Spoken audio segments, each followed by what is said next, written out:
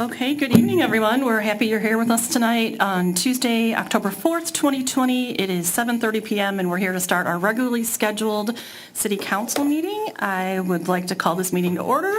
We're going to begin with the Pledge of Allegiance. We're going to remain standing for words of inspiration by Pastor Riggs of Central Oaks Community Church. Pastor Riggs, you can just make your way towards the front. Pledge allegiance to the flag of the United States of America and to the republic for which it stands, one nation, under God, indivisible, with liberty and justice for all. Thank you. Pastor Riggs. Thank you, Nick, for inviting me to be here again today, and God's blessings on your upcoming marriage soon, right? So whoever is in charge of Nick, give him some slack as his mind is elsewhere for these next few days, right? Thank you for letting me be here. So I would like to just pray to the God of the Bible as the words of inspiration today. Thank you.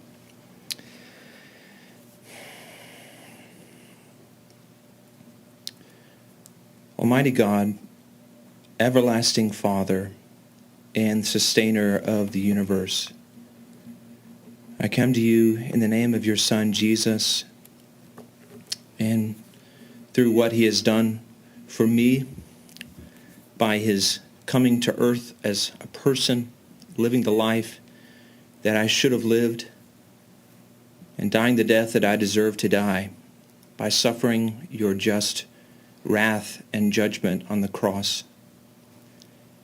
He raised again from the dead, Father, I know, and now you, Jesus, are there at the Father's right hand, waiting for the moment when you, Father, tell your Son to come back to earth and make all things right.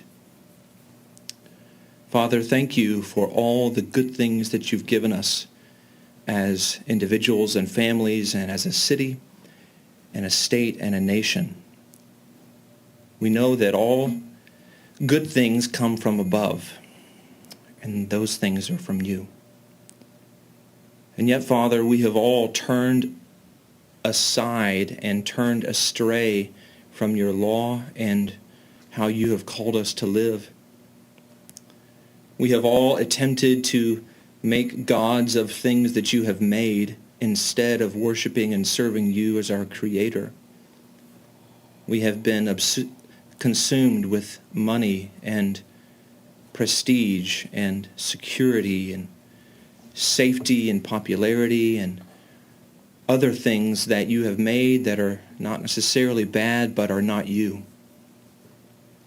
And I know, Father, that your word is true when it says that we deserve your judgment.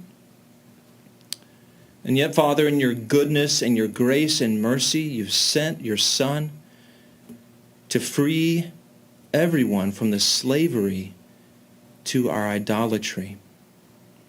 Thank you, Father. Father, we need your help.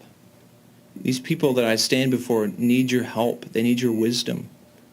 We know that you give wisdom liberally to anyone who asks of you.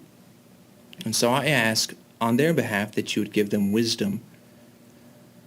We know, Lord, that as you uphold the stars in the millions of galaxies that exist, that there is seemingly very little reason that you would even be mindful of us, even know that we exist or care, or much less number the hairs on our head and know our thoughts before they happen.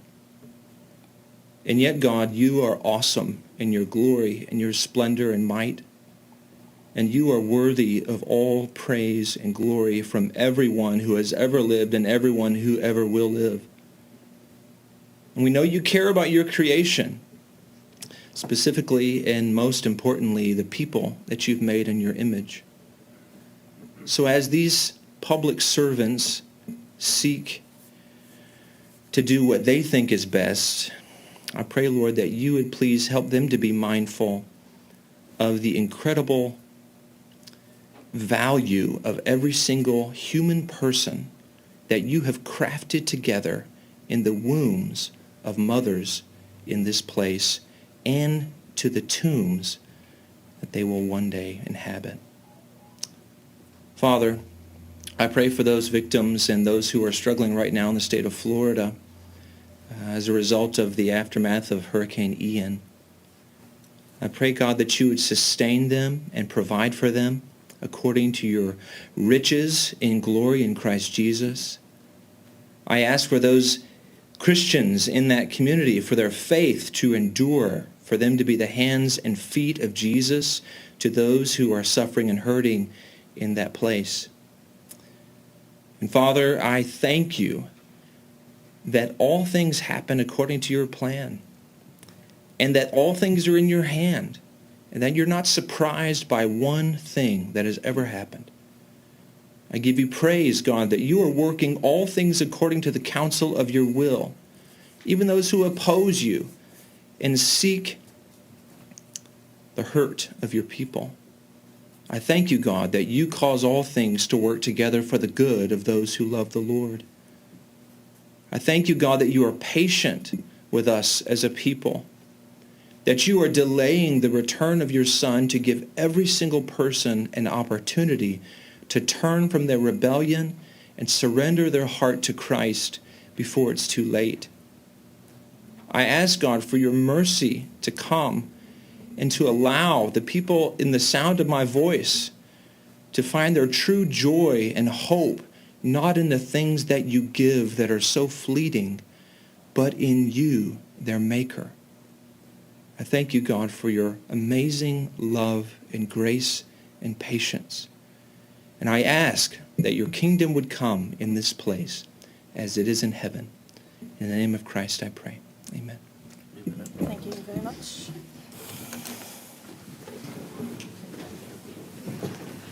Roll call, please. Mayor Milan. I am here. Councilmember Anderson. Here. Councilmember Sampson. Here. Councilmember Shepherd. Here. That is a quorum, Madam Mayor. Thank you very much. We're going to move to an approval of our agenda. Do we have any, is everyone okay with our agenda? Do we need to make any changes?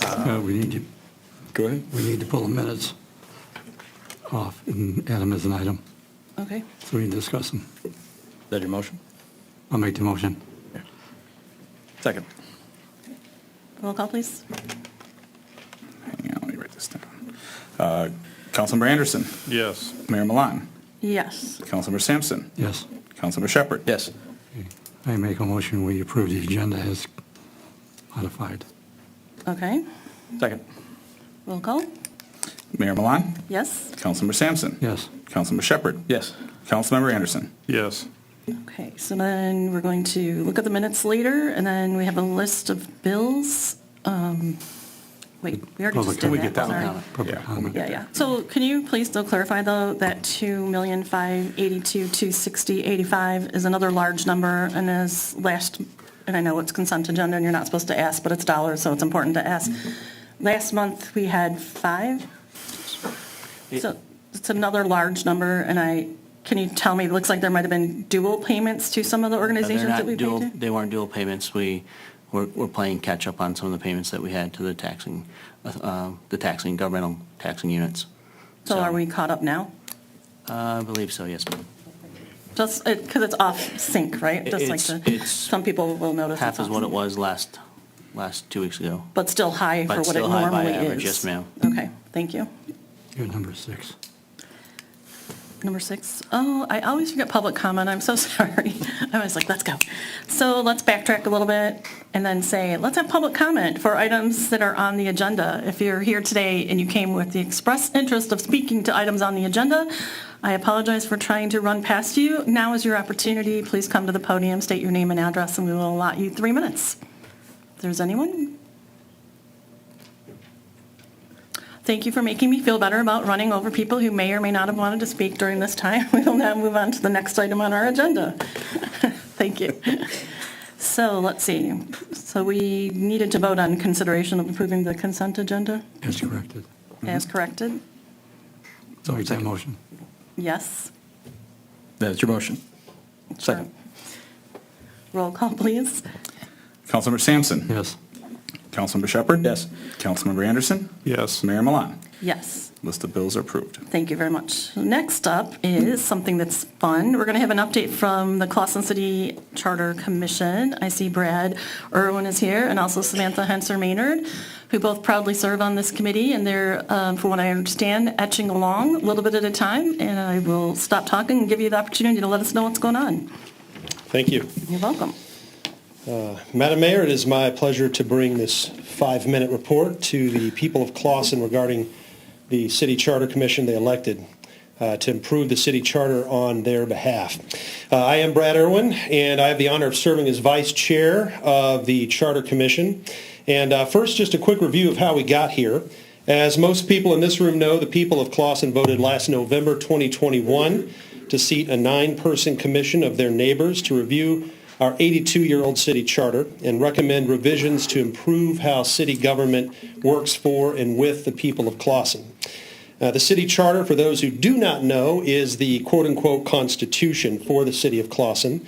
It is a basic framework and the basic rules by which the city government organizes itself and works on behalf of the people. And state law requires that every city in Michigan have a charter. Like I said, our charter is 82 years old, and that is enough time for federal and state laws to change. It is enough time for the world around and within the city to change. It is also enough time for the people of the city to find out what about their charter works well and what doesn't work so well. And that is why the people of Clawson voted to review their charter. Now, one of the first things we did as a charter commission, if you recall, was to agree that even though our charter is over 80 years old, it's still a pretty good charter. It held up well and served us well for more than 80 years. And we passed a unanimous resolution to review and revise the charter rather than throw it away and write a new one. It is important to remember also that the charter is a legal document.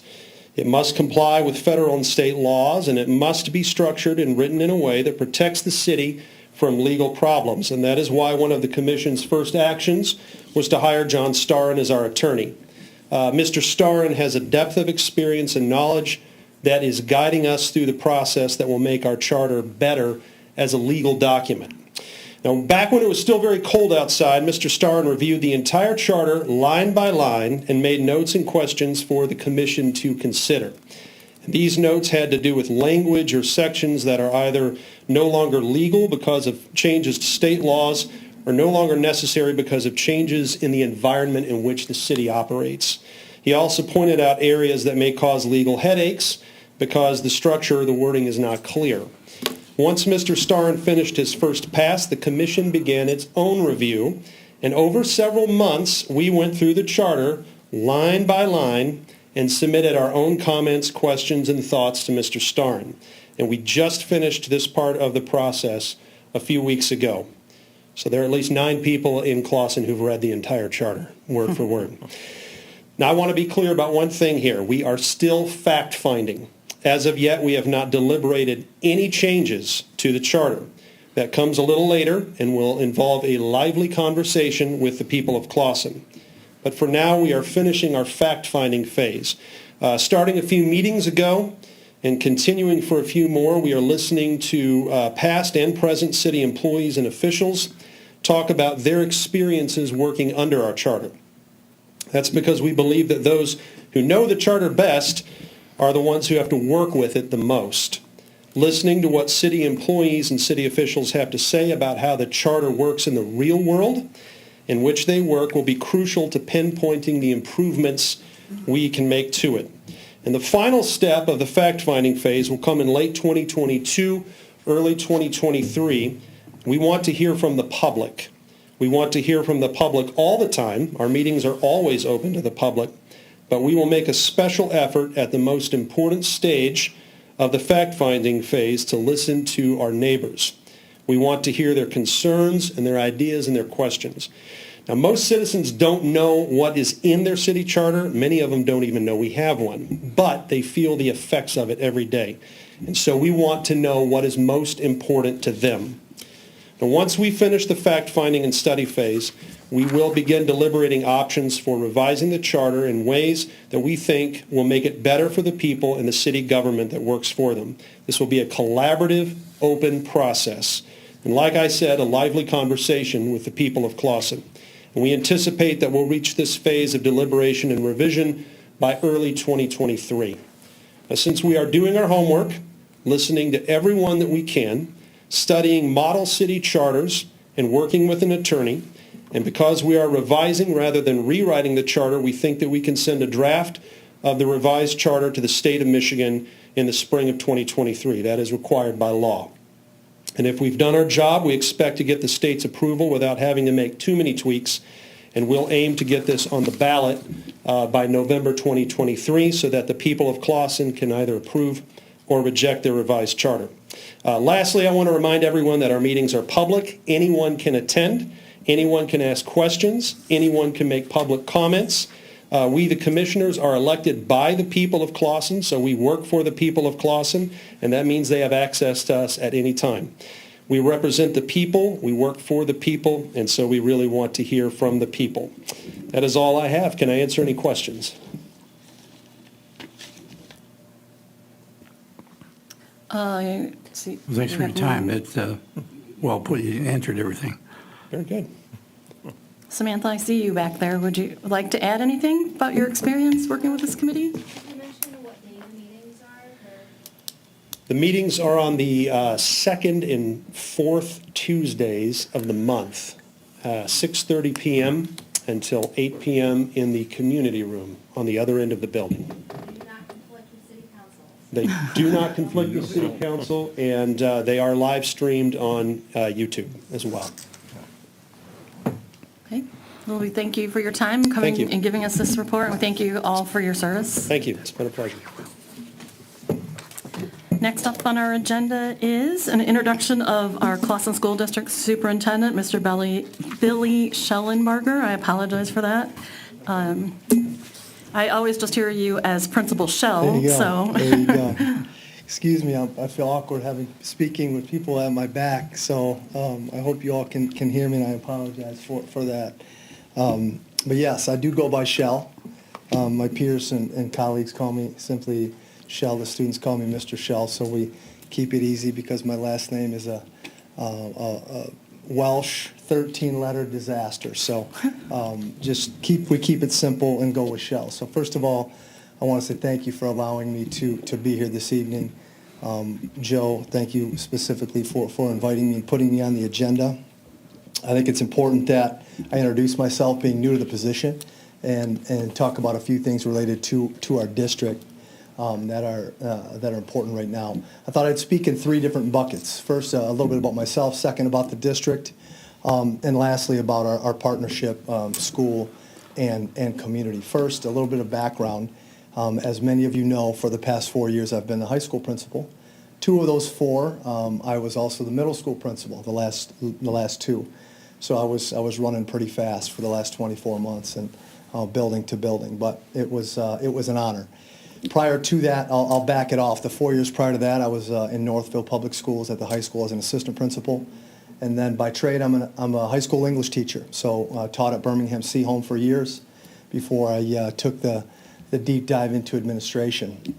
But the connection to Clawson and to the city and school district is when I was teaching, I was the boys varsity basketball coach here for 5 years back in 2008 through 2013.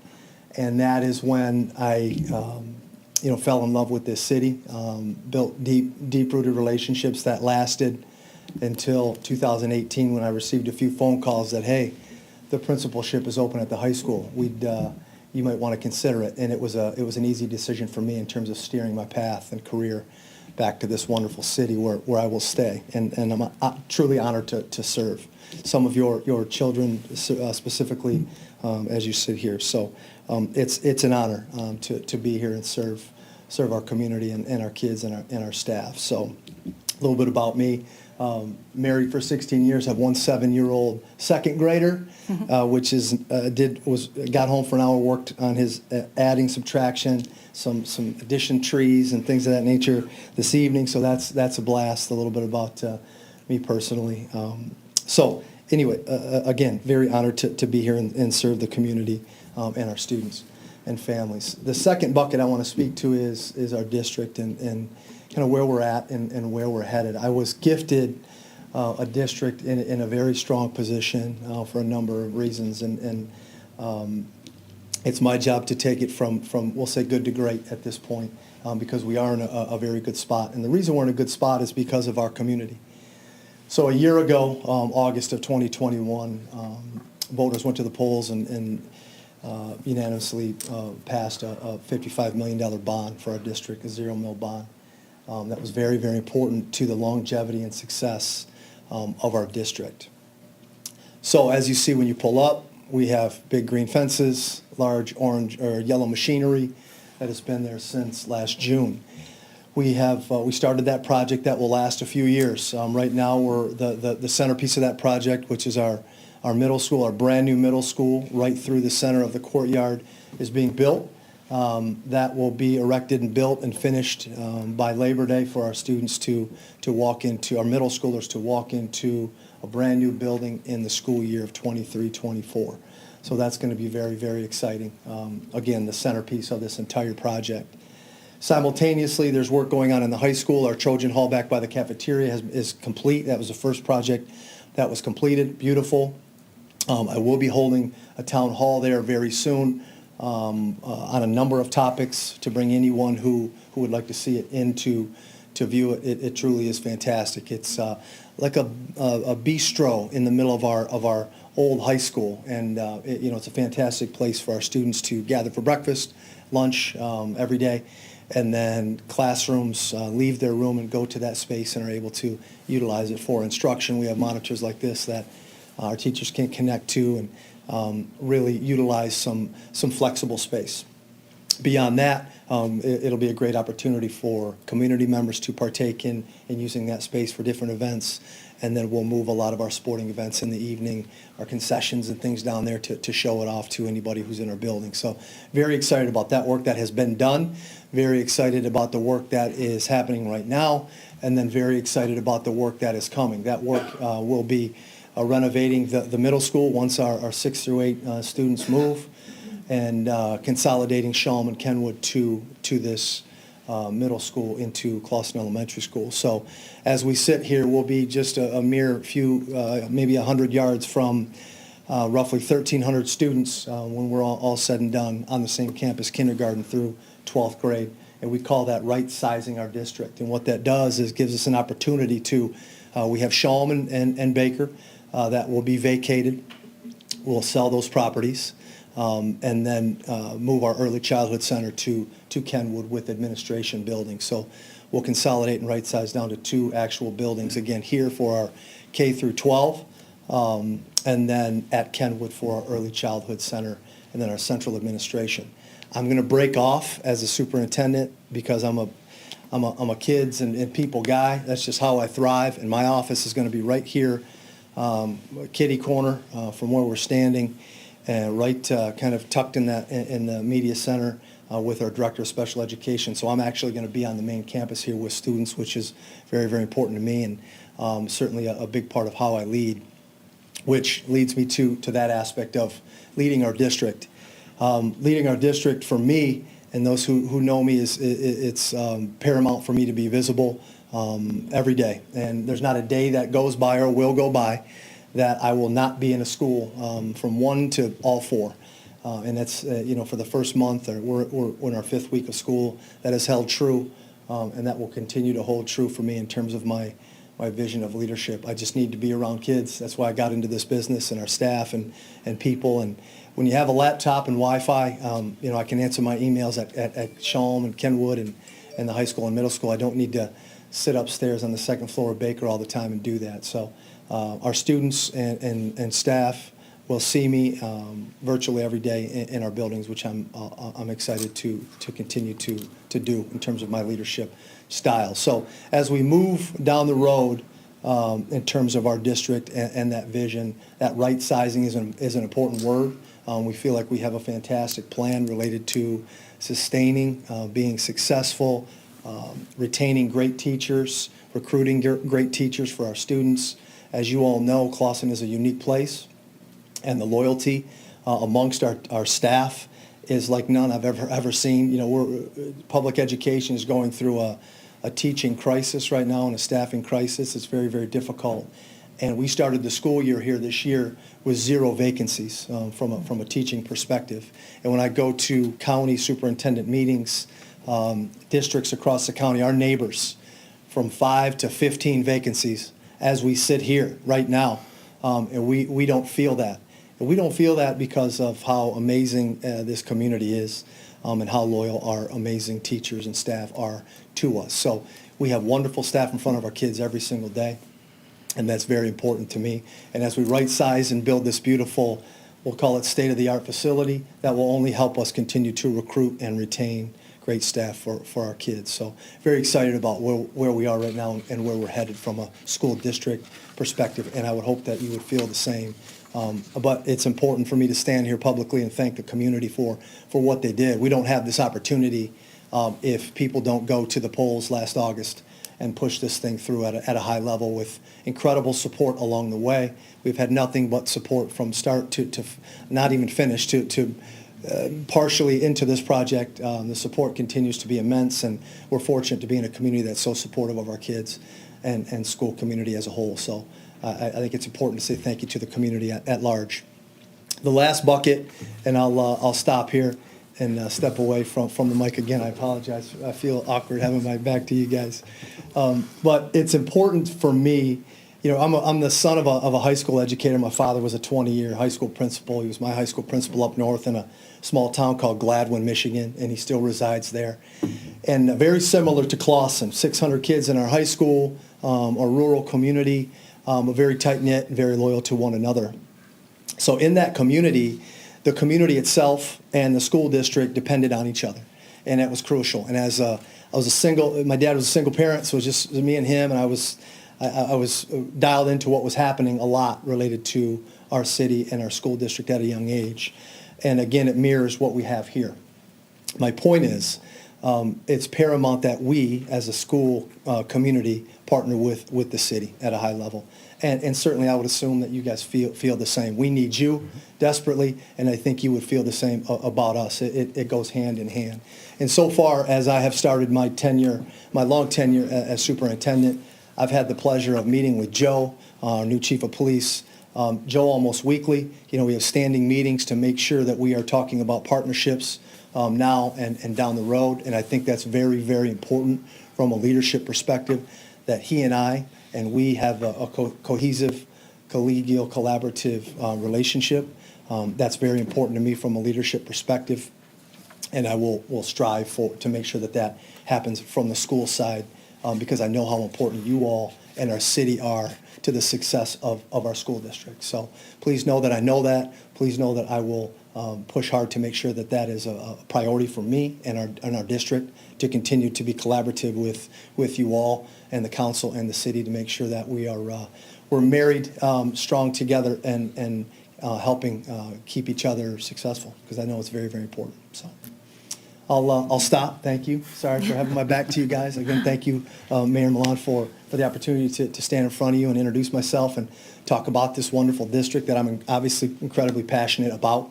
And I welcome you anytime you want to touch base and take a little tour and check some things out. Throw a hard hat on. We'll walk you around the property and you can see what's going on, because it's pretty exciting. It's a very exciting time to be a Clawson resident, student, and staff member. So.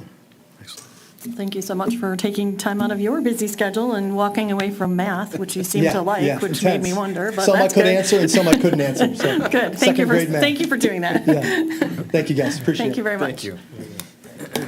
Next up we have a proclamation recognizing Fire Prevention Week as October 9th through 15th, and then we're going to welcome comments from our fire chief, Troy Engel.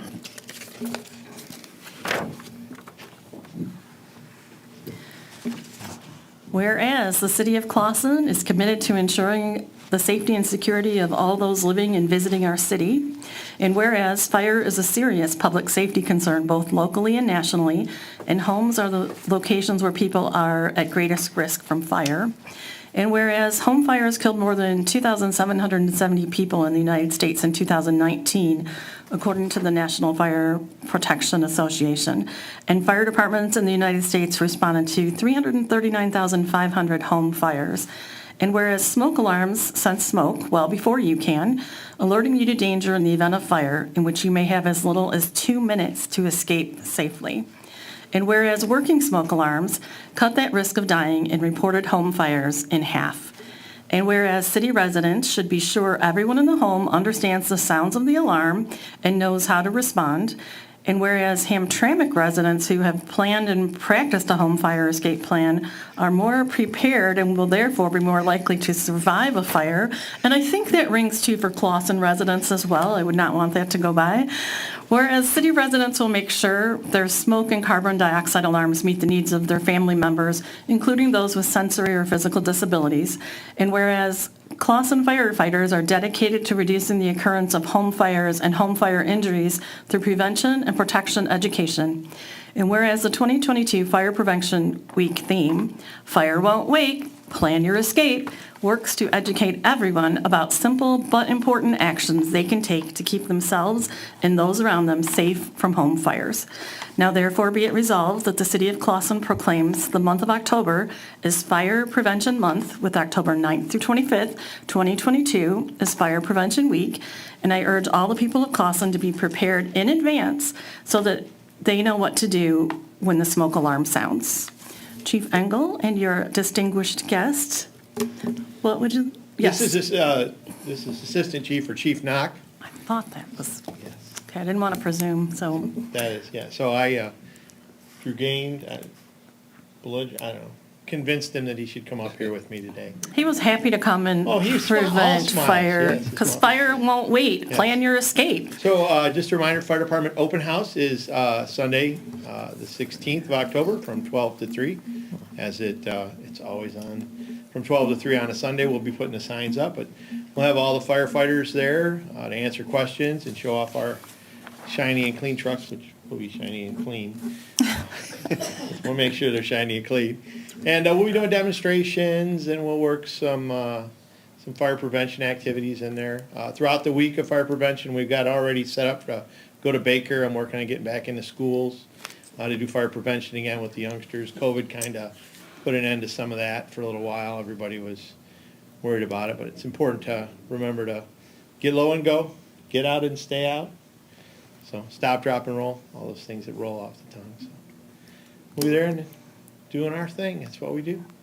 Well, you all did a great thing on Sunday when you created the bonfire, carried big pieces of wood to keep the bonfire going, and then I didn't stick around to watch it be finished, but I'm assuming you cleaned up after you left. Well, we let it burn down. I let you Yeah. help light it. I was going to let you light it. I know, you did, thank The you. goal was to have it, at least seen from the ISS, but I think we fell a little bit short of that. But next year we'll try again. International Get a little bit Space bigger. Station. It was warm, it was warm enough we had to step back, right?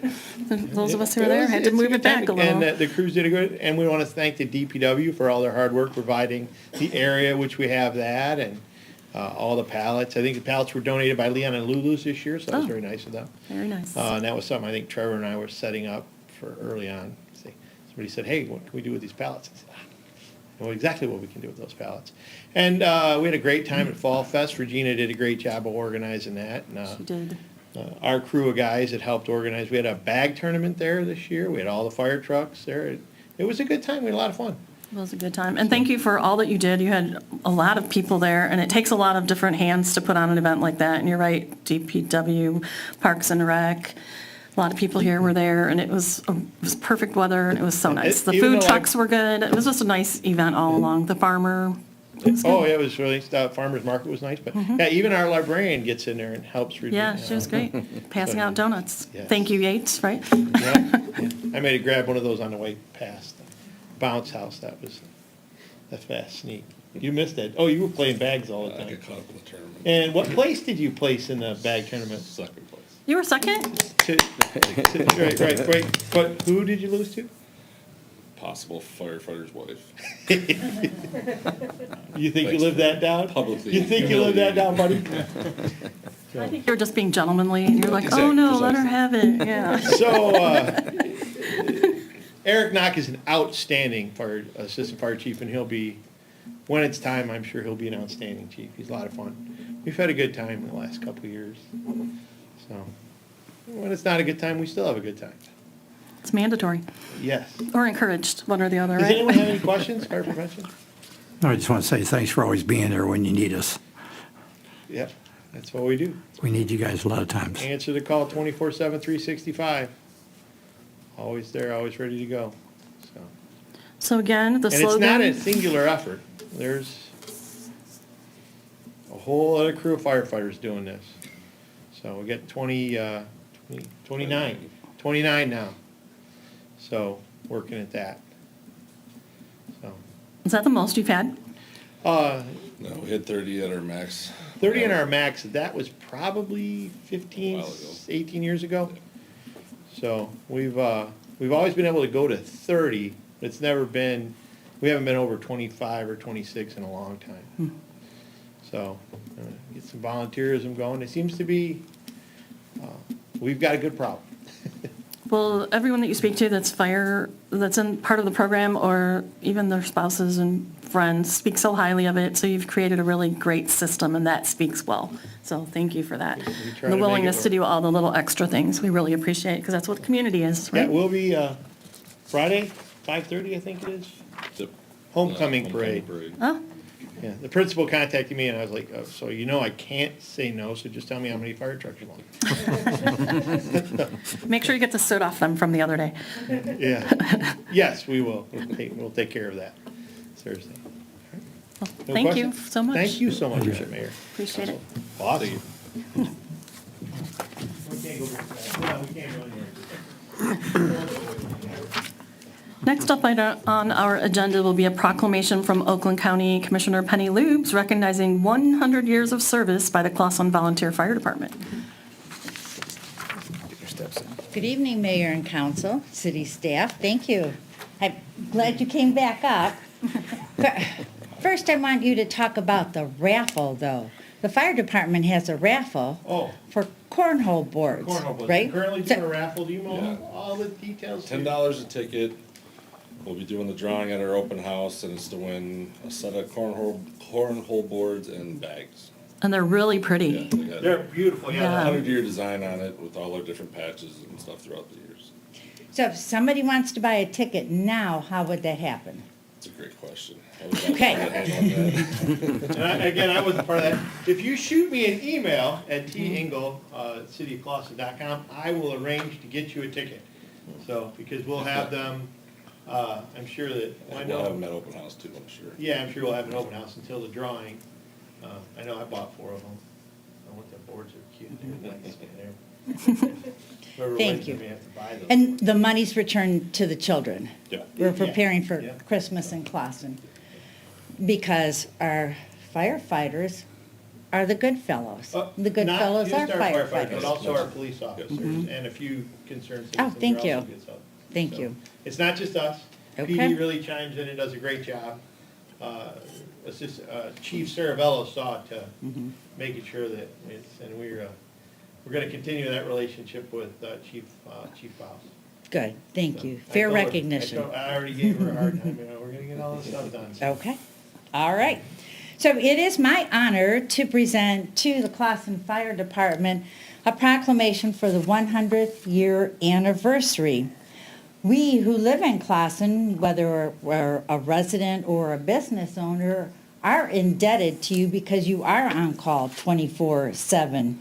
And it's not just fires, it could be high winds, it could be a gas leak. So much training, you are always in some kind of training, always working on our behalf. So we truly, truly appreciate that.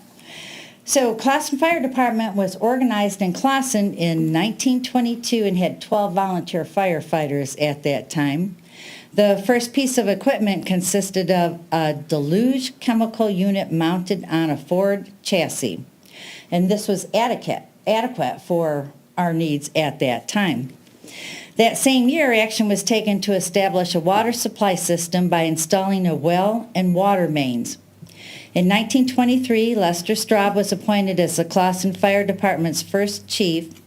Chief Straub served the department in this capacity from 1923 to 1929, and again from 1931 to 1933. In the 1930s and 40s, the Classon Fire Department handled calls as far north as South Boulevard in the rural farmlands of what is now known as Troy. In 1980, the Classon Fire Department purchased a fire truck that featured an aerial ladder. Due to space constraints, the department built its current station on Gardner Avenue in October 1980. And in 1984, the department purchased its first Jaws of Life rescue unit. So in honor of your centennial, we join with the entire city of Classon, residents, businesses, to congratulate you for your time served. I know most of the firefighters stay for at least 20 years. And so the camaraderie and what you give back to the community is invaluable to us. We can't put a price tag on it. So therefore, we buy fire engines. That's what we do. So on behalf of the Oakland County Board of Commissioners, I would like to present you with a proclamation for 100 years of great service. So thank you. Thank you.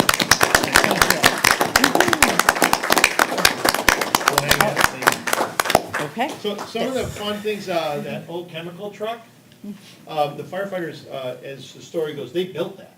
Like, they put that together.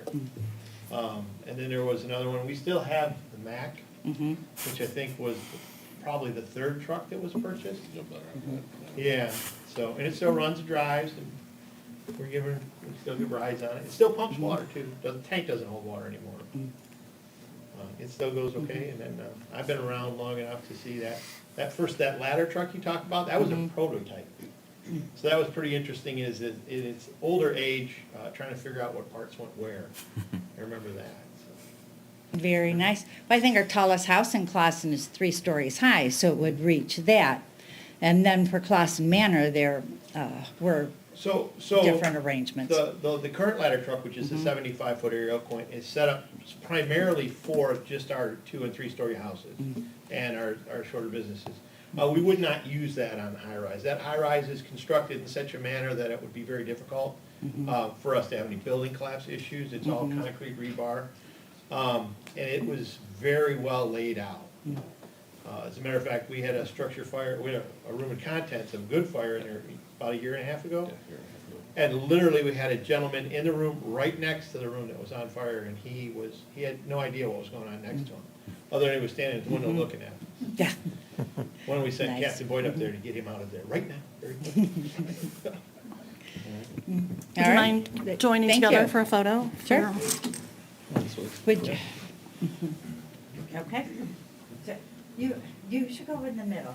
I should go. Yes. Because Center of attention. important, yeah. Thank you. All right, thank you. Thank you. Thank Have you. fun tonight. Oh, yeah. Have discussed. Yeah, the scout meeting goes until, about No more fire department talk tonight. It's all we talk about is fire station. Fire? Fire. Did you want to might imagine? I probably wouldn't imagine that, but good to know. Thank you very much for coming this evening. Next up on our agenda will be a proclamation recognizing October as Breast Cancer Awareness Month. Do we have anyone here for this proclamation? No.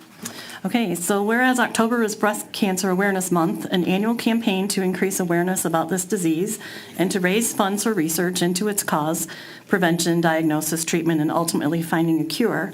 And whereas while considerable progress has been made in the fight against breast cancer, it remains the most common newly diagnosed cancer and second leading cause of cancer deaths among Michigan women.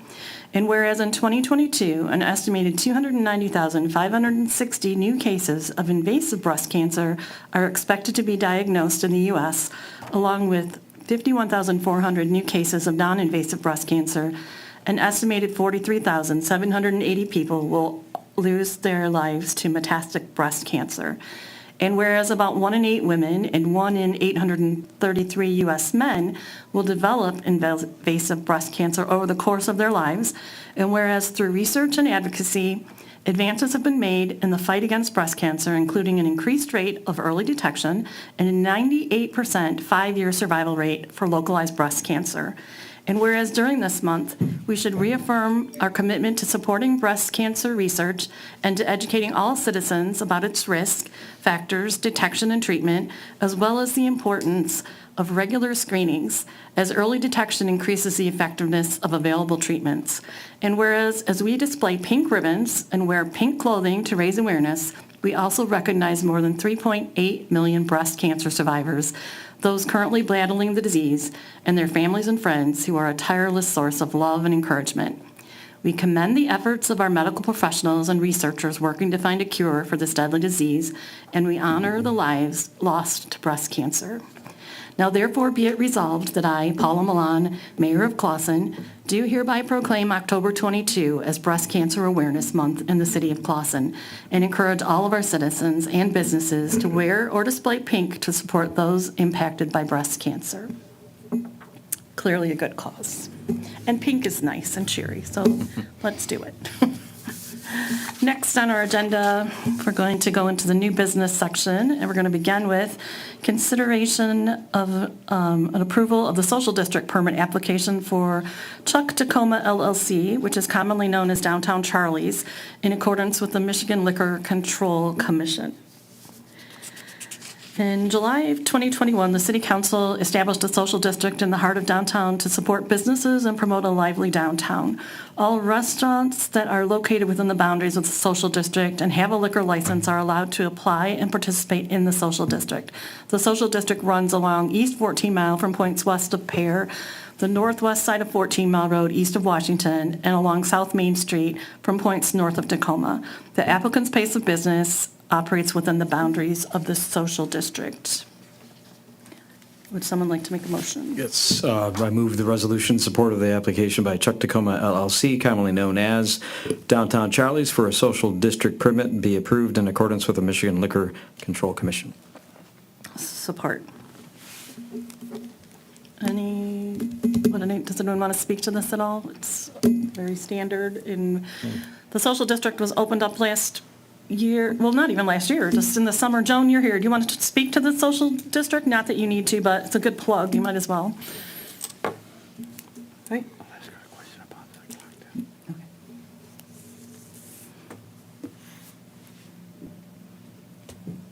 Yeah, let's skip it.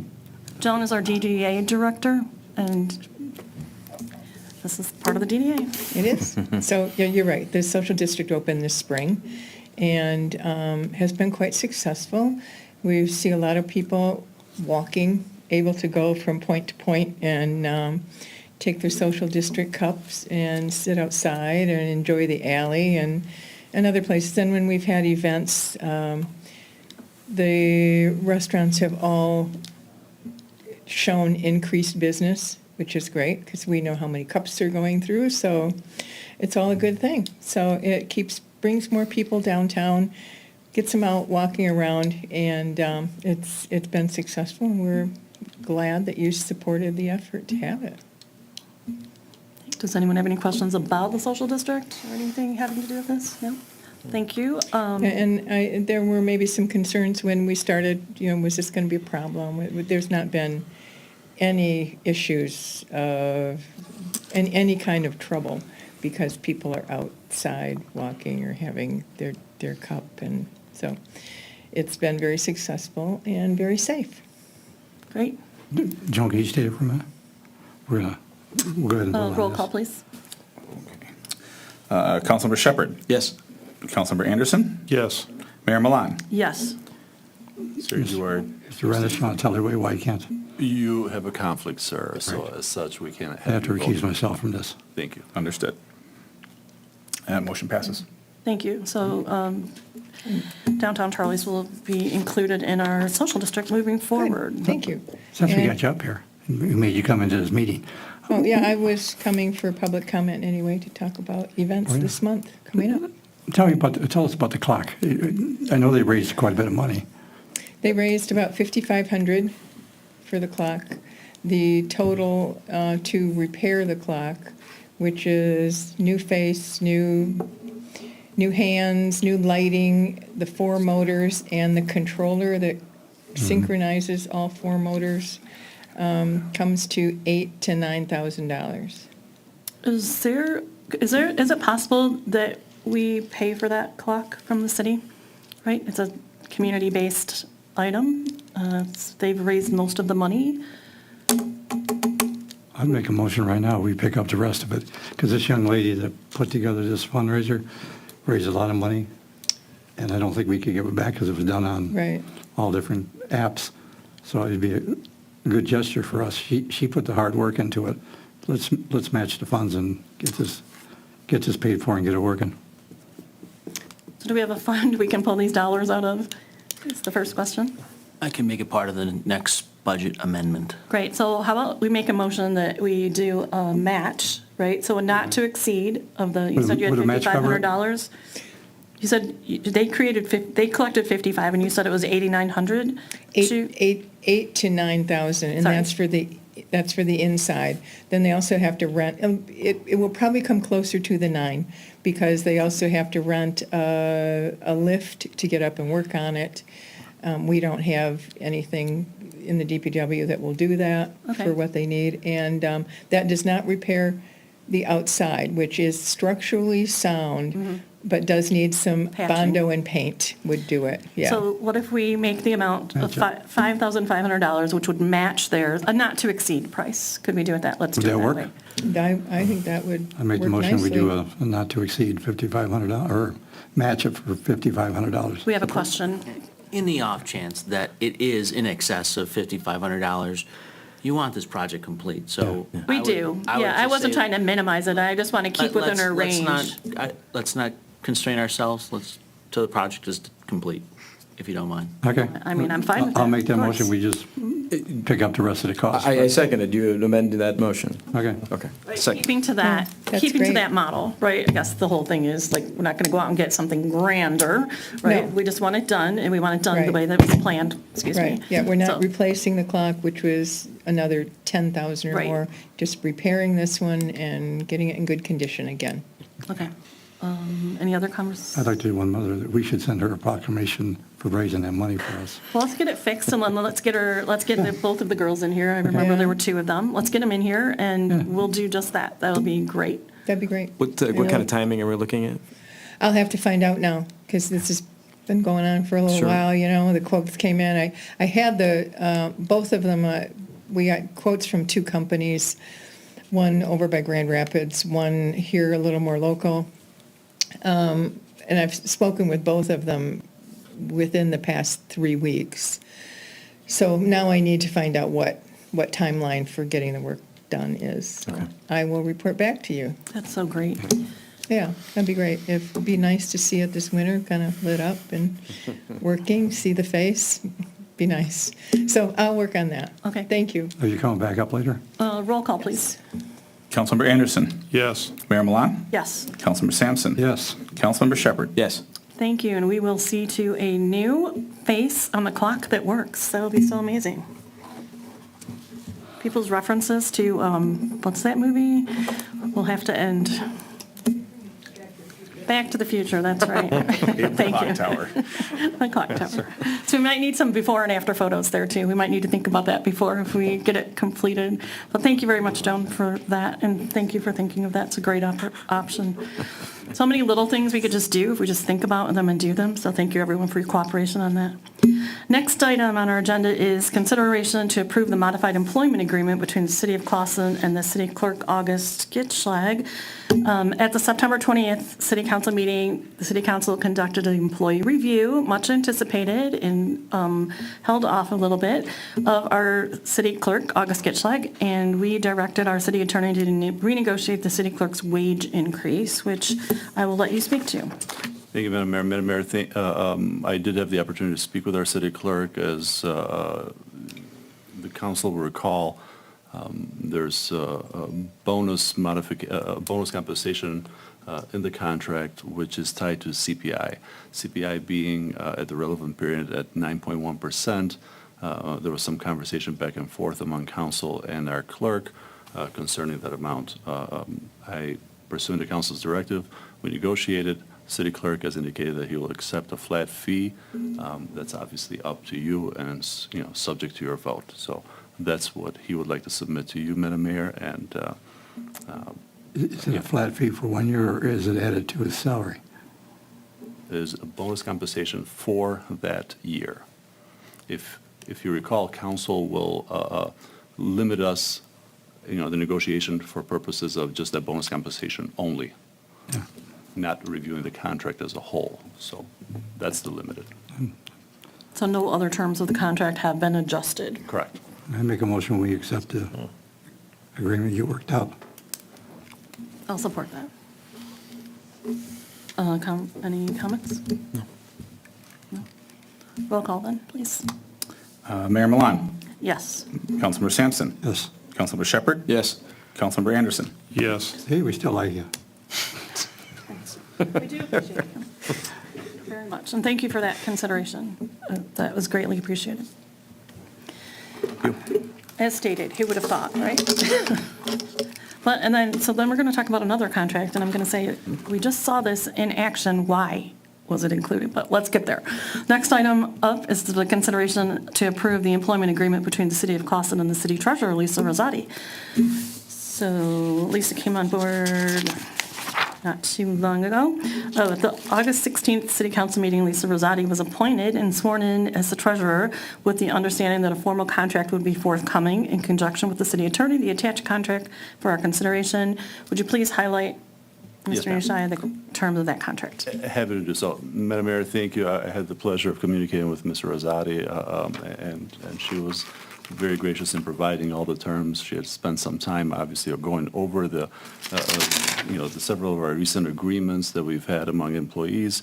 The highlights that she offered that you have in front of you are salary of $80,000 to begin on August 16, 2022, annual 3% raise, additional $1,500 stipend added to her salary each year after completion of the MMMTA Basic Institute training for 3 consecutive years, professional training, certification, and travel expenses to be covered by the City of Clawson, a 6-month severance package, current sick, personal, and vacation unused time to remain for the year, the following years to be 8 personal days each year, 8 6 days, 144 hours of vacation each year, 100% buyback of all unused time annually, work schedule to be Monday through Thursday, 6:30 a.m. to 3:30 p.m., funeral leave to be added to the contract, and then sections to be added to the contract for the insurance opt-out, items 1 through 7, and Section 11 retirement benefits from the city manager's contract. That is the submission that she has to you. We've formulated an agreement. Obviously, that is all subject to council's review and consideration.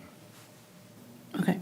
Anyone have any comments? Yeah, I asked for some information on comparatives. I provided a comparative from the local area about, Nick, when was that about? Oh, that was, since I asked, have you provided it? Since it was asked about 24 hours ago, no. Yeah. Yeah. And you had it and you didn't send it to me? I don't remember seeing it. I sent it in my Friday feedback, probably, I could send it to you again then. Although, quite honestly, I mean, if you simply searched your email, you'd find it. No, I didn't know it was there. Pardon me? I didn't know it was there. And the other thing I Have you heard got, of the GovHR document? Yes. Correct. That wage compensation study was conducted by the City of Rochester, and it completed early of this spring, and we fit in their category of comparable communities. So, the same was reflected with us. So it showed all of the same staff wages in there. So that's the most recent study we had for our staff. was the thing to do would have been send me an email saying, check this email, and I would have. The other thing is, I'm not real good with the Monday through Thursday. It should be, she's a salary employee, it should be a generic, pretty much like Mr. Getzlog's, some kind of a generic statement, because that ties the city only to Monday through Thursdays, And I'll take copious notes, and obviously we can, if council has enough substantive material modifications to be had, I'll get back with, obviously, Ms. Rosati, and we can work out on those details and bring it back to council. So I'll take any and all comments that you may have. So we want to honor her desire to maintain the schedule that we told her day one that she could have. That's not the issue. I think what you're saying is you want it to reflect any potential changes that may occur in the City of Clawson structure. Should we change the Monday through Friday thing or whatever, which professionals jump and do what they're supposed to, but I get it. I get Yeah. not staying stuck to something like that, if that's agreeable. What else? Do you have anything else? Yeah, as soon as I see the comparison report, they said it fits within that category, so that'll probably be okay. You've had it, council member. Well, I got to look it up. If you send me an email. I do. Okay. You send me copious emails, and I respond to you with emails on a regular basis that have information on Fridays, Okay. and you have received it. It was September 7th, I believe.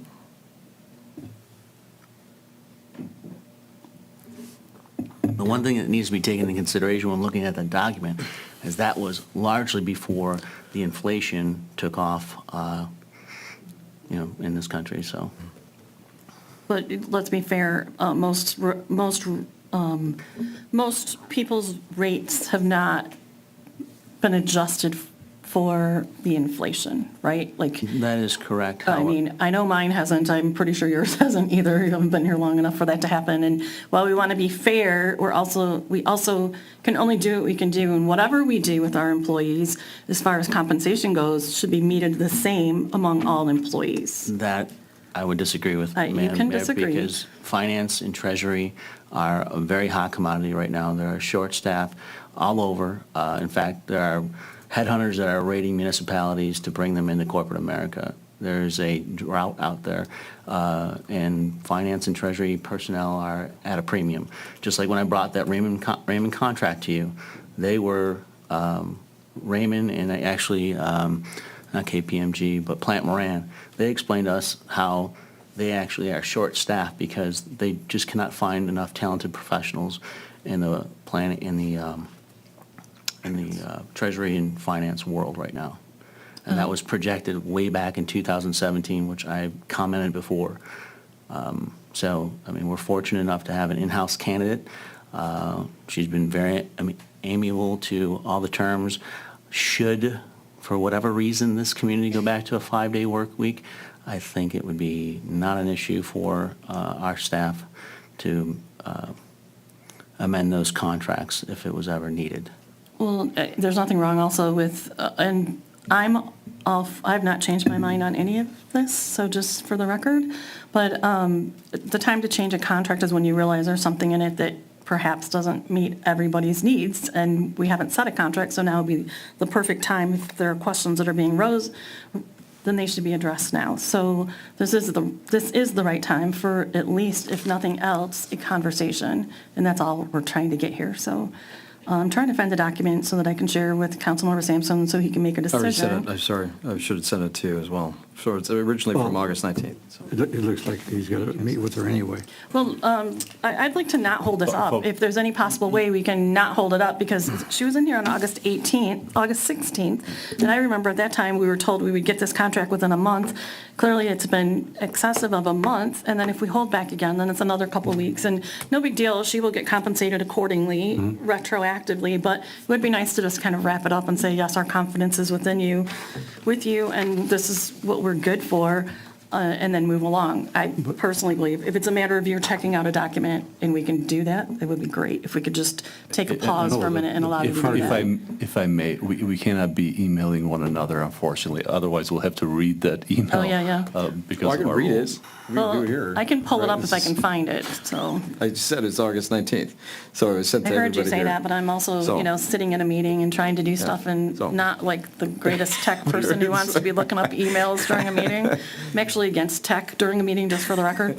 But let's go, August 19th. But while I'm stalling for this, I do have one concern of this, and that is that we just went through this with Mr. Gitschlag's contract, and then here we write a contract that says we're going to add a CPI again for the rate of increase, which, it could come in our favor in the future, but I really feel as an employee and as an employer who sets budgets, it's much easier to establish a rate of increase than it is to have an arbitrary rate of increase. So since it seems, Ma'am, you did say to inject if you're incorrect, and there is Just a 3% flat increase annually. Where in it did it say Number the two. something CPI, or was I looking at That his was- old that was one? August's Sorry, contract. I looked at both I of them take you today. up I on was your- going back and forth, Take you up. and yeah, now that you say that, you're right, because I remember going, Thank you. wait, it says 3%. Sorry about that. It just hit me, because I was literally going line by line to see what was different. And I wrote myself notes, but cold medicine, gonna blame it on that, but I probably would have made a mistake anyways, let's be honest. But, okay, then we take that one off the table, and then, oh, you do have, there, in section 9C, it says personal days, but then it's, section 9C is for personal days, but it states 8 sick days should be used, so that just needs to be changed to personal days.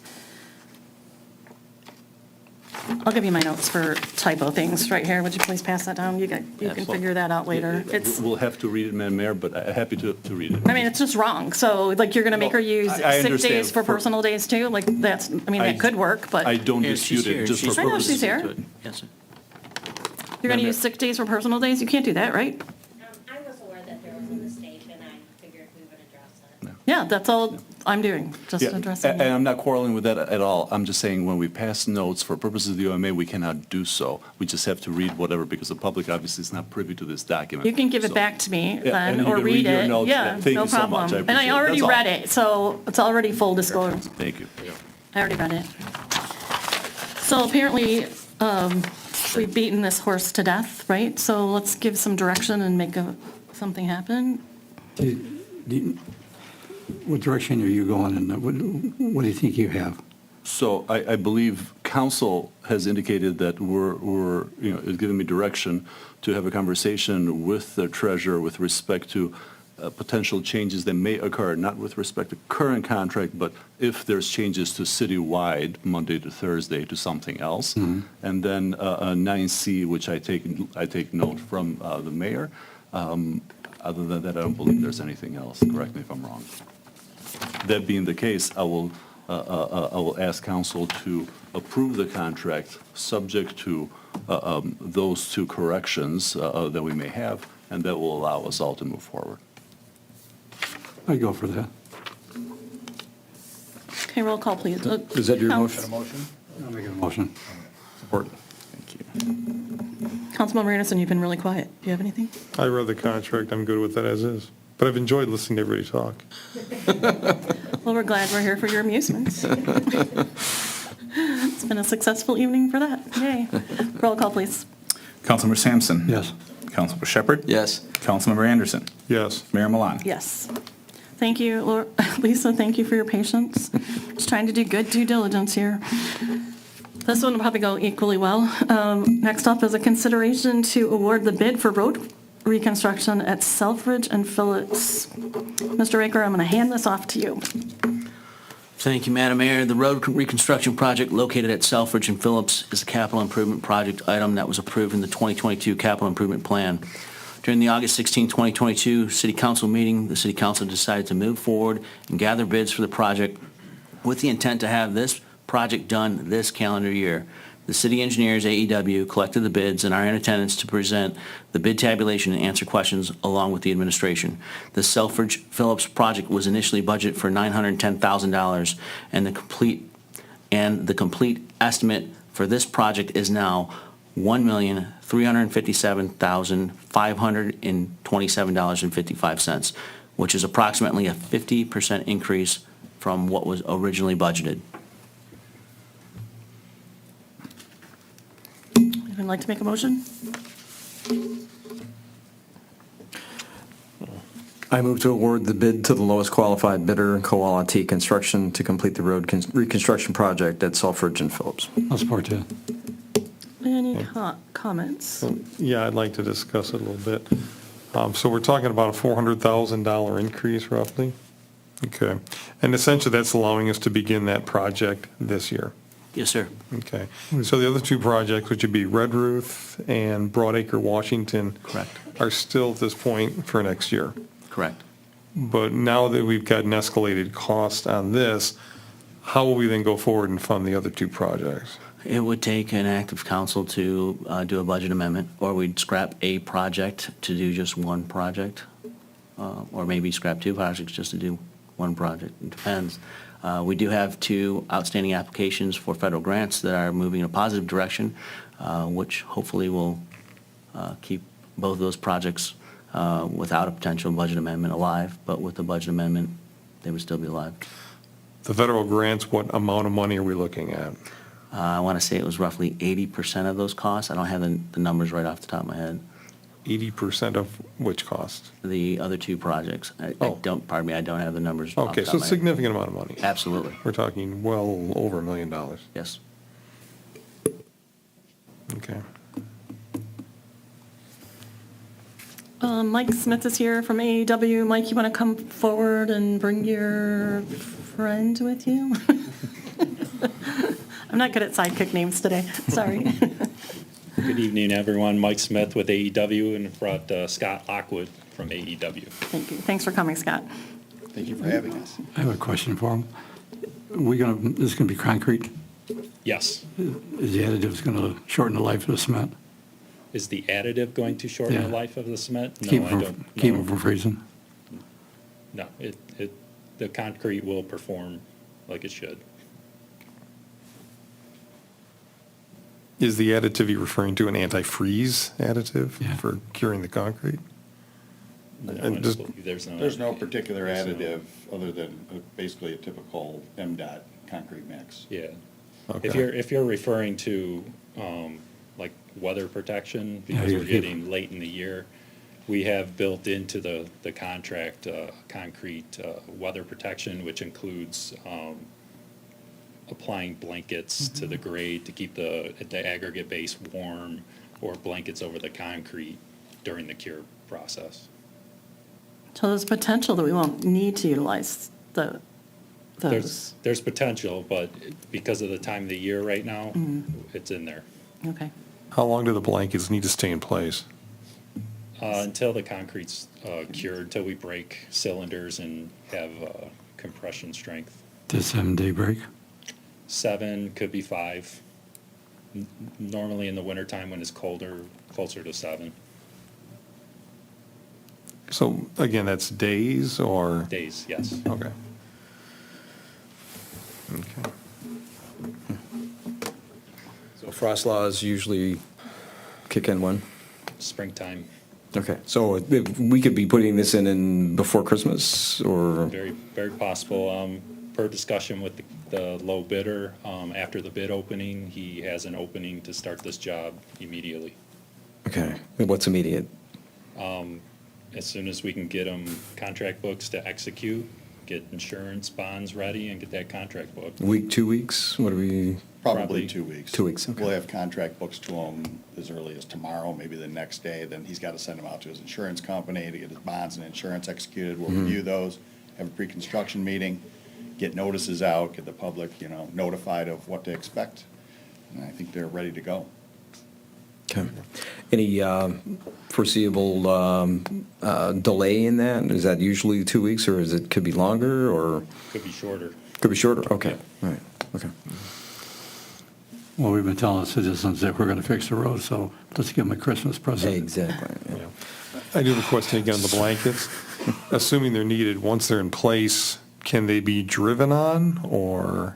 Oh, no. So you'll close the road for that amount of time? Yes, that section of road will be closed off. Okay.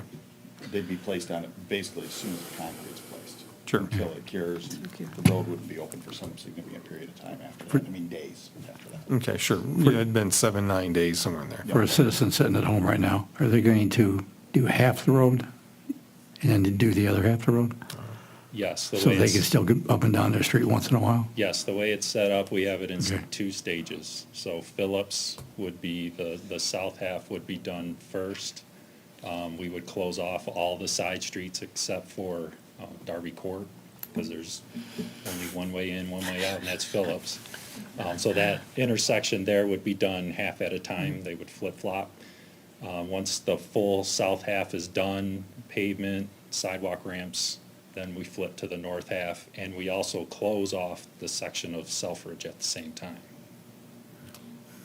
We stopped you last month with the. Well, yeah, we had that test with the electric power bill. outage, right? It Now went- we're going to lock you in. Yeah, that's right. So of the projects that we had scheduled, this was the least expensive of the projects that we had on board, right? I think Redruth was, man. Redruth was? Yes. Okay. We selected this one, why, in priority? Lowest qualified bidder. Oh. No, I For this understand the project? cost, yes. It didn't have the additional, if I recall correctly, the utilities, and it was also traffic counts and it was the worst just the of the condition of the worst. roads. Okay, that's what I thought. It was the worst condition of Yeah. the ones we were talking about. Yeah, out of our ratings, it was the worst in Yeah. the city. And then you guys are in the industry. I'm not a road person, but the projects that my company works for also have roads involved in the industry. We're looking at a 50% increase, and that sounds horrible to hear right off the bat, but there's no guarantee that we're going to get back to a normal. And all projections are by next spring even, that we're not even going to be close. So when we're looking at a 50% overage right now, it's not really going to be a 50%, it's going to be a 50% overage probably for a good amount of time. Is that what you guys are projecting as well? Like, we don't expect numbers to go back down, right? Like, Correct, yes. yeah, I want you guys to say it, so I'm not like.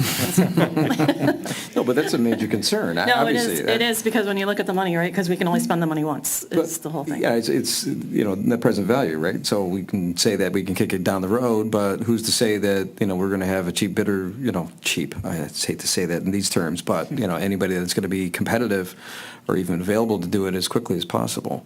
So that's a concern that I have, that, these roads will deteriorate regardless of the economy. We have to do something now, and if we wait, it's going to get even more expensive. I hate to see it being this expensive, but I don't think we have a choice. Yeah, and I would like to note that, with the original estimate, the scope of this project kind of grew a little bit once we were out in the field doing the topo, looking at where we got to tie in on the side streets.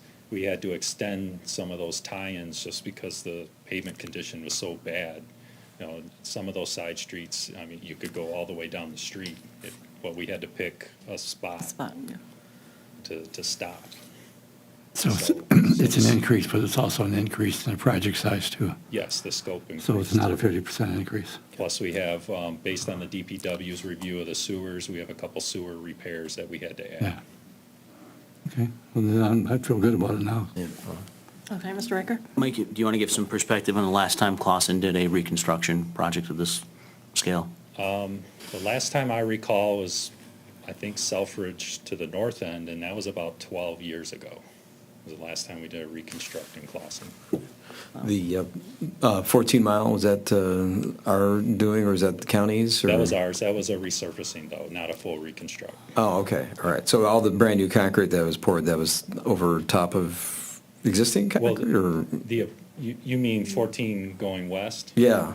That was done before Southridge. Oh, okay, all right. How long ago was that? Is that 15 years ago, or? 2008. Okay. All right, so under those circumstances, obviously the economy was a little different, right? So you could fairly gauge a budget and not have to worry about 9%, well, whatever, the 8-9% inflation rates and shortages of material, right? So, but again, as far as the other project, it was that area, I'm sorry, you said it was Southridge again, or? Yeah, to the north, going up towards Maple. Oh, okay. That was done in, I believe, 2012. Okay. So, and again, these circumstances that you're facing now are not similar to what the project scope was, the cost increases for what you had budgeted. That was not encountered at that time. No. So this is. No, we didn't see large increases like that back then. Okay. Well, we vote on this to make everybody happy in Clawson. Well, Kelly is here too, our finance director, if anyone has any questions for her, but if not, she'd be happy to stay there, and then we can just take that. So it's obviously puts our budget for the roads in the yellow, red, I mean, where are we for that? This is actually coming out of the capital improvements. Okay. So what we'll do right now is since we budgeted for 3, we'll work within the confines of that allotted money, and then if we need be, change the scope based on, or amend it based on getting those other figures, and then also potentially the grants. Okay. Yeah. Okay, well, thank you very much for your time. Thanks for putting this together for us. We really appreciate making something happen when it was kind of like, it's not going to happen, but see what happens if you try. Nice. Thank you. Thank you. Appreciate it. Good vote. Roll call, please. Councilmember Shepherd? Yes. Councilmember Anderson? Yes. Mayor Milan? Yes. Councilmember Sampson? Yes. Congratulations, Clawson. We're making our promise good, and we're going to complete one set of roadways. Sounds like the first road in 15 years, too. Yeah, it does. Someone alert the governor that we did it. Her campaign said it, but we're going to, let's not get cocky. It hasn't happened yet, right? But thank you. We're farther ahead than her. True. Next up is old unfinished business. Does anyone have any old? Minutes. Pardon me? We have the minutes that were moved. Oh, yeah. Thanks. We do have the minutes that were moved. Okay, the minutes you got in there for the motion we made, and it really talks only about items that Mayor Milan asked for. It was really a motion to say that anybody at any time can ask the city manager. Which one are we talking about, sir? We're talking about I don't have my copy. 129, the really long one that was based Yeah. on the email that you handed me, and that's where I got the language from for that. Yeah, it's supposed to be just for, that was part of the inclusion of an explanation, but the motion was to be that anytime a council person sends a request to the city manager, he's to respond to that and send it to all the, Yeah, that was the next motion. I have that one too.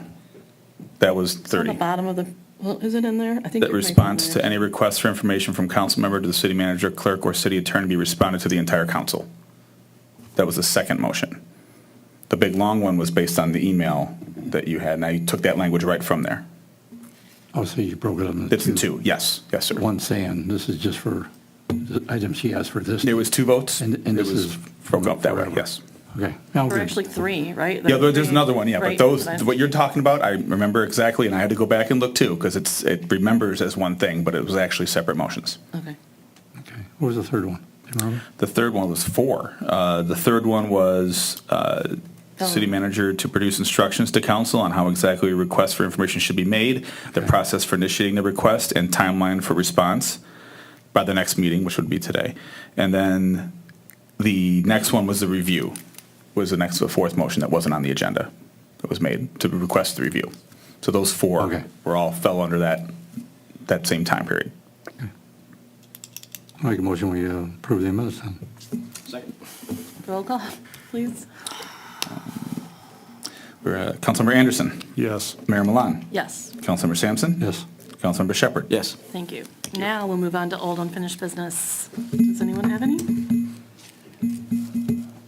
Then we shall move on to public comments for items not on the agenda. If you would like to speak to any item that is not on the agenda, please come forward to the podium, state your name and address, and we will allot you 3 minutes.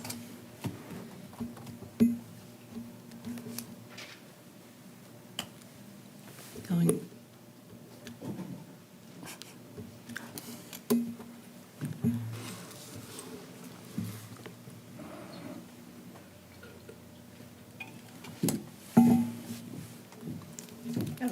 Hello, again. For the DDA, just wanted to say that it's October already.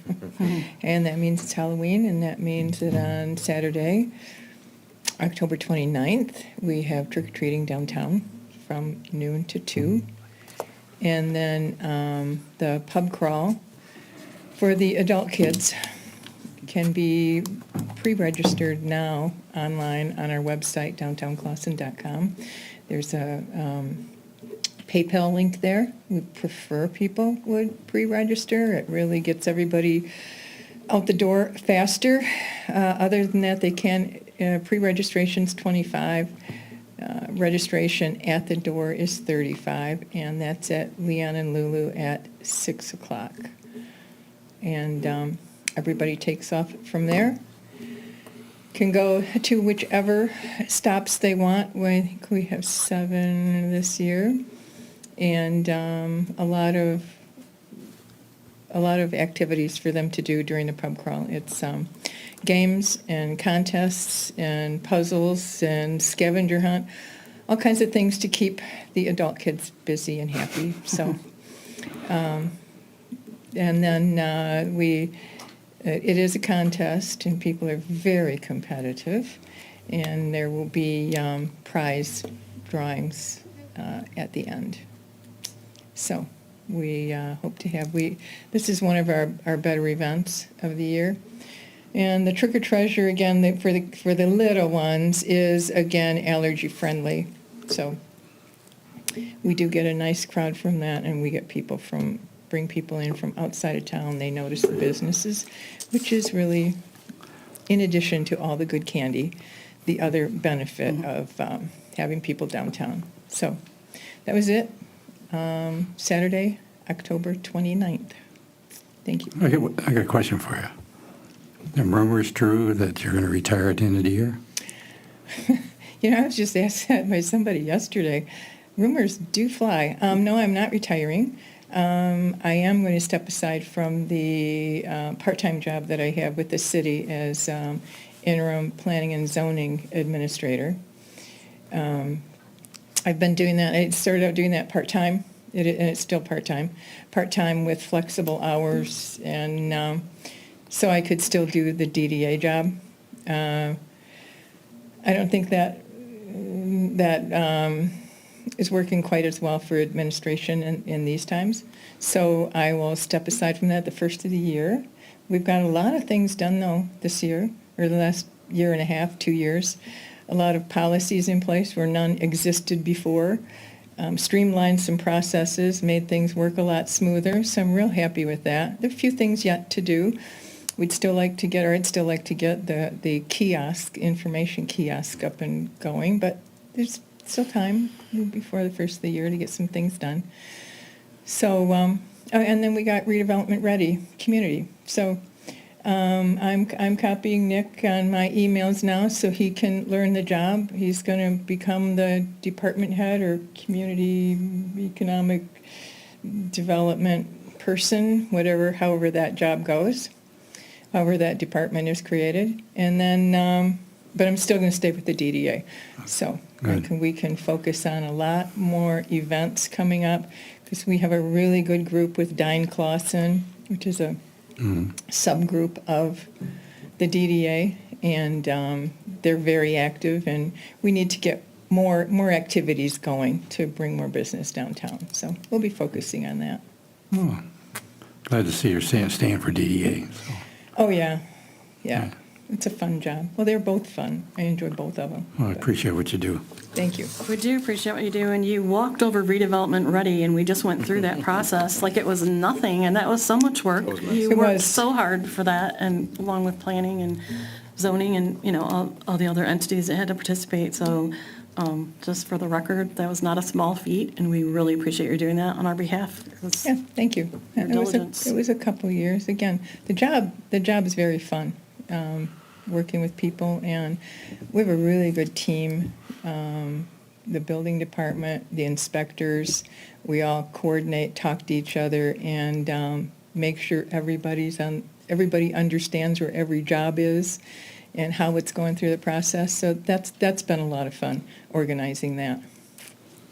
Thanks. Well, thank you. Thanks for everything. Would anyone else like to speak this evening?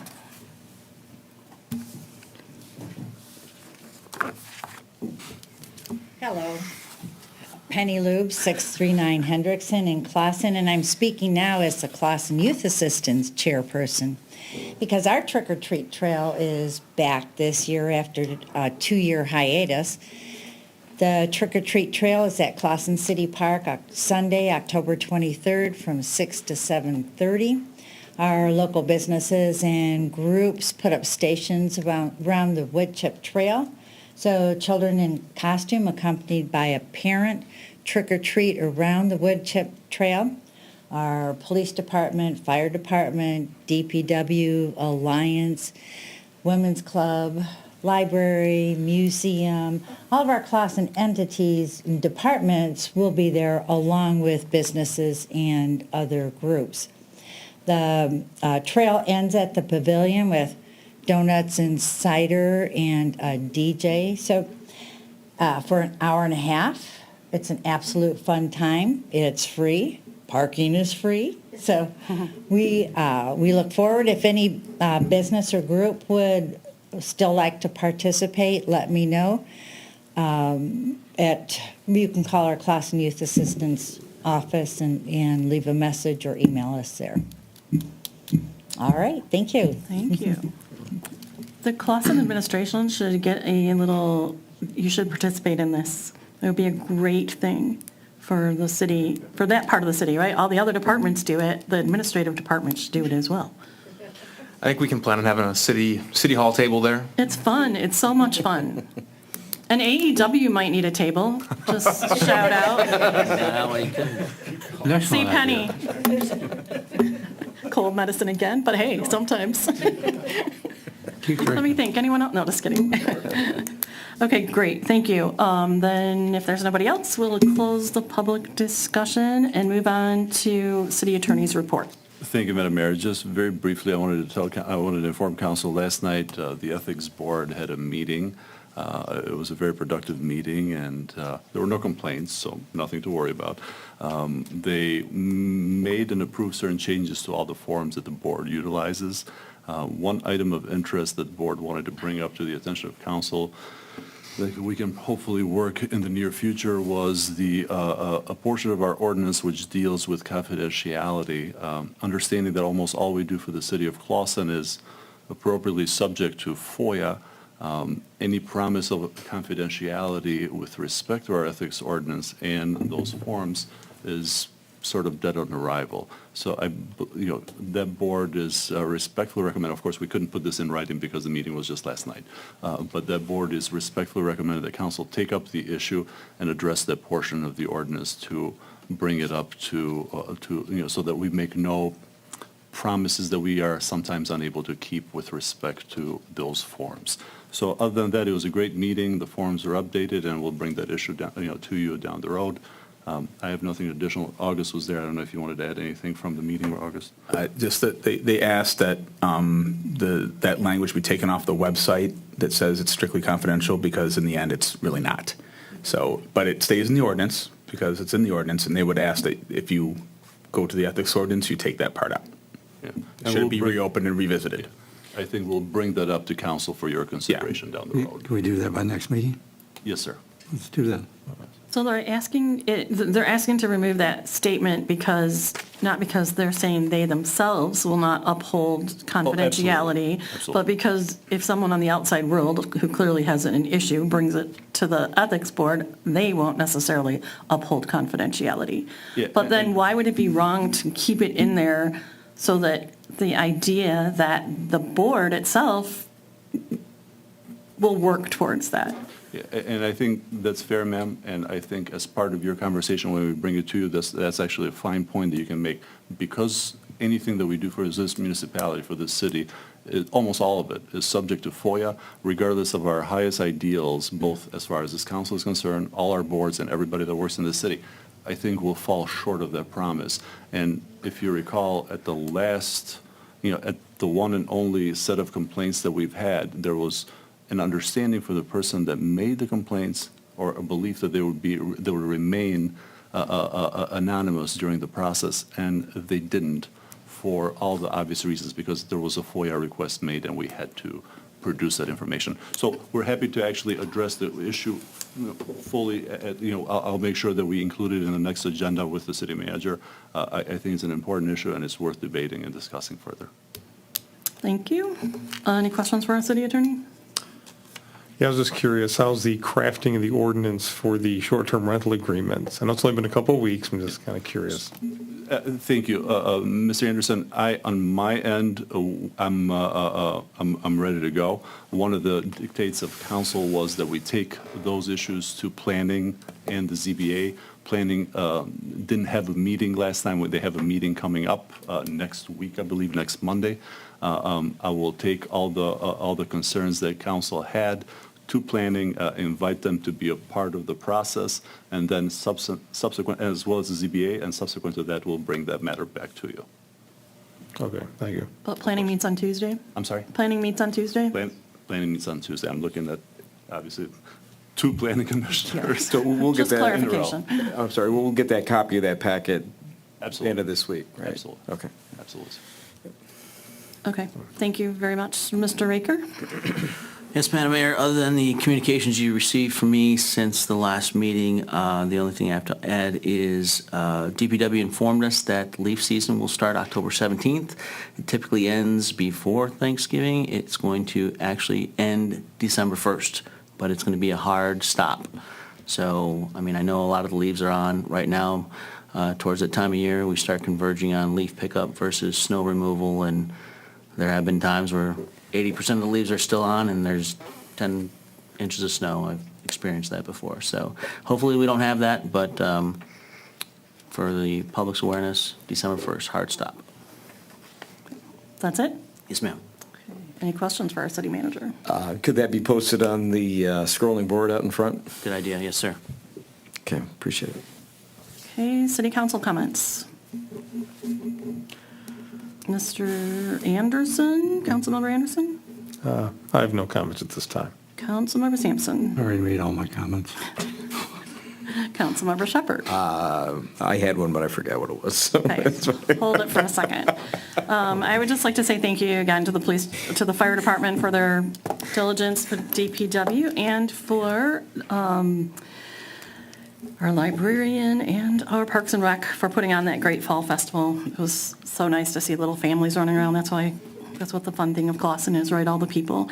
Also, thanks to Classon Chamber of Commerce for hosting their dog show. Claws and Paws. Claws and Paws, thanks. I knew I wanted to say dogs, but the Claws and Paws, and we got to meet lots of Clawson collies. That was kind of fun, right? Special day.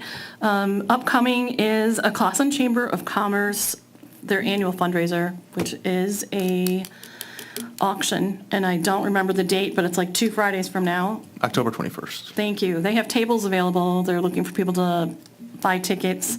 They do a really fun auction. If you'd like to make a donation to that, they are desperately in need. People are just not able to give like they have in the past, so things are just coming up a little short. So if you can help them out with either a donation or if you'd like to attend the event, they would really appreciate it.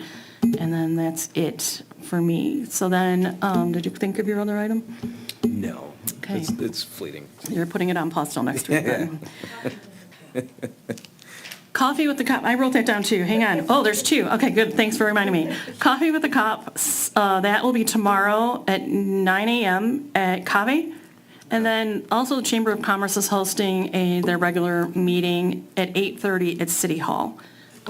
So if you want to be up early and, if you're up early and out and you want to go support some Clawson, you can hit them both if you want. So that's it for that. And then now we're going to, next item would be consideration of going into closed session to perform the mid-year evaluation of the city manager in accordance with Michigan Complied Laws, MCL 15.268, Section 8A of the Open Meetings Act. I'd like to see us take that and move it to a special meeting all by itself.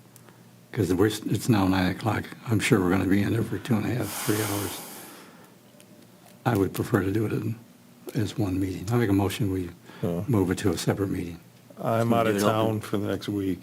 Pardon me? I'm out of town from Well, we can, Thursday, it'll. as soon as you come back. Thursday, Tuesday. Well, it'll be over a week. It'd make it, because I know you have a cold. I do have a cold. You probably don't want to sit there for 2 hours or 3 hours. I mean, I would prefer to not have to do that for 2 hours, but I want to do what everyone else wants to do at the same time. Well, Mr. Shepherd, Councilmember Shepherd, do you have any thoughts? No, either way, it's fine. the second on the motion? Mr. Raker's giving me the look. That's fine. Whatever the council's desire is. Let's do that. Okay, we had a motion. Anyone else want to second it? I mean, yeah, I'll second it. We need to determine a date. We do. I'd like to do it soon. I don't want to, like, As soon as I you want to kick it down the can get back, as when's much that? as we can. I'm back, well, Tuesday night of next week, so, Is that next Wednesday? yeah, I suppose we could. Wait, for what? I've got 5 baseball games next week, so next week is not going to work out. Look, council or baseball, pick one. I was lucky to get here when I did. Welcome to our world, right? Wednesday? I can do Wednesday. What day is that Wednesday? Hold on. I think I can. Calendar. Where's the 12th? No, you're going to be gone on 12th, right? Mr. Baker, are you available on Wednesday? I am not. I'm coming back Tuesday night, so the Wednesday after, which is the 12th, I could. We have to take Glenn's schedule into effect. We Oh, yeah, have to just ask him what 3:20. days he's available. Might not plan. After the 12th. It's not my schedule. I'm at the whims of our leagues. And again, the reason is because I have two youth teams that I coach, and I'm the manager. So, Can someone fill in for you? no, unfortunately, this will be the last. So, We don't want you to miss your fun either. no, so- the lucky thing for me is I'm getting surgery on the 11th for my foot, so. It does this sound is- lucky. Yeah. Let's see how you found time for that. Well, I don't even know when it's gonna be. So, We could post a room, you're going to be in the hospital. boy. If we do it Thursday, 8:30, that's the best I can do. The third. This Thursday? Well, I'll tell you what, I've got, well, Monday, I can't do it this week. can't do it I'll Monday. be back in town. What? No, he I won't am. be back in town. Well, I'll be back Wednesday the 12th. I could do, but nothing before that. I've got late games. So, Could we do it before your games? Not if it's gonna take 2 hours. Well, let's not make it, I mean, you can't ever tell how long No, anything's going I- to take. like That you week said, is I can looking do- bad for everybody. Everyone's had an objection to every day that week so far. So you want to jump to the next week? The 17th, the week that's Yeah. like like. Seems to be a big, no one seemed to come to any agreement on Can't 10th, do anything 11th, that, I 12th, could do Monday 13th. that week and that's it. Monday, the 17th? We're gone all that week for the MML concert. Are you gone those days? That whole week running. Whole week, okay. I mean, we can start tonight and see how far we get. I don't care. I mean, I Then don't we care. have to reiterate if we don't finish and. Well, it's either that or we have it after the next council meeting. we could do that. Let's do that at the next council meeting, keep the council meeting short. The next council meeting is not going to work because that's the next day's MML. Oh, that's right. How about the 17th? That is the 17th, right? No, Yeah. it's 18th. 18th is the next council meeting, the 17th is the Oh, Monday Monday. before that we talked about, Yeah. but you're, We don't need a room, we can use that room. We go 17th? Well, 17th 's fine. 17 fine for you? Yeah. It's Monday the 17th? Yeah. Yes, that's good. I'm good. Okay. All right. we have a time? 7?